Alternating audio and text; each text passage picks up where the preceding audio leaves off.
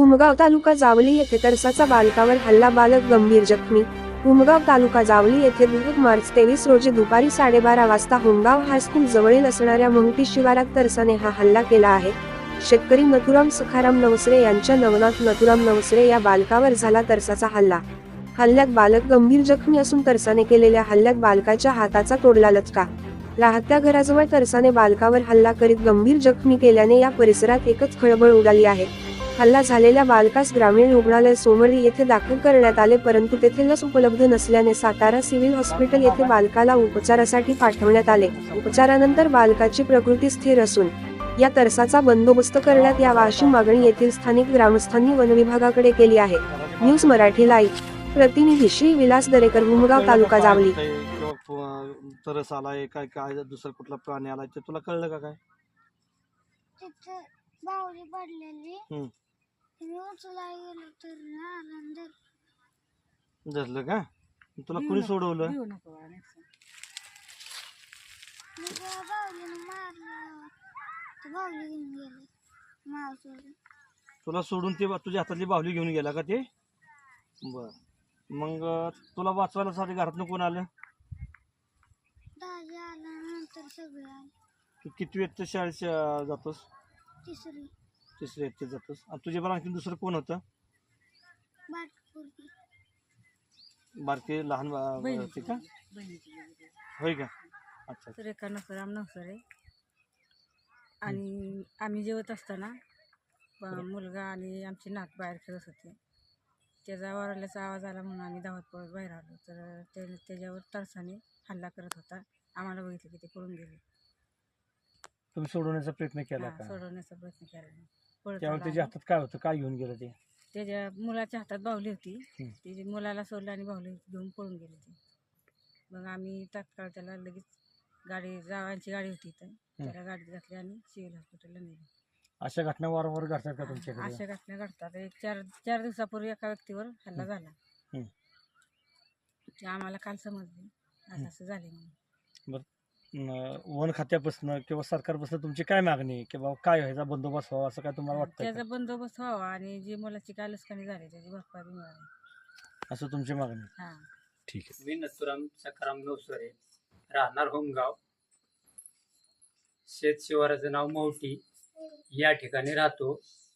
आणि शनिवार दिनांक 23 तारीख होती, सकाळी 10:30 पावणे 11 वाजता मुलग्याला शाळेतून आणल्याच्या नंतर तो न जेवताच बाहेर गेला।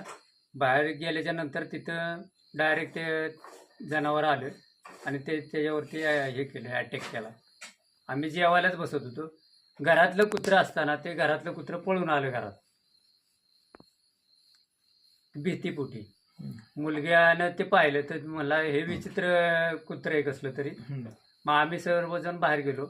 बाहेर जायच्या अगोदर त्याला ते तिथं आडवा केलेला होता। ह्याच्या अगोदर तुम्हाला कधी असं? नाही 25 वर्षात केव्हाच नव्हतं। आणखी तुमच्या गावात आता हा रेग्युलर प्राणी इकडे येतोय। वन विभागाकडे काय मागणी आहे तुमची? वन विभाग फक्त एकच मागणी की त्यांचा बंदोबस्त करावा। दुसऱ्या गावात तुमच्या कोणावर असा काय हल्ला झालाय का? गावात वगैरे तसं काय नाही, जनावरांच्या वरती झालेलं आहे, कुत्री वगैरे त्यांनी पाडलेले आहेत। आम्ही मोलमजुरी करून उदरनिर्वाह करतो। त्या शेतीपासूनच आमचं दुसरं तुम्हाला उत्पन्नाचं साधन काय आहे का? दुसरं उत्पन्नाचं साधन काहीच नाही, मोलमजुरीच करणे। बोला। मी अमोल कदम, राहणार करर।